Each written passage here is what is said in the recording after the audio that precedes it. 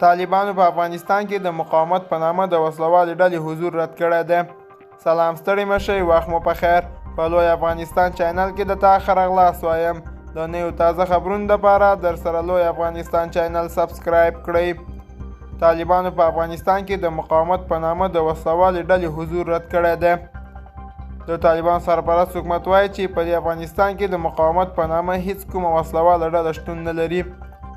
د طالبانو وایان ذبیح الله مجاهد تېره شپه په رسنیو ته ویلي چې ځواکونه یې د افغانستان په ټولو سیمو کې حاکمیت لري او په عملي میدان کې د دوی پر ضد کومه وسلوال حرکت نه لیدل کېږي. د مجاهد په خبره دا وسلوالې ډلې یوازې پر ټولنیزو رسنیو فعالیت کوي، خو د دوی د حکومت پر وړاندې د جګړې په ډګر کې یې شتون نه لیدل کېږي. بلخوا د طالبانو په مرستیال ویان انعام الله سمنګاني هم ویلي چې بهرنیو هیوادونو ته تللي افغانان دي په ټولنیزو رسنیو کې افغانان جګړې ته نه هڅوي.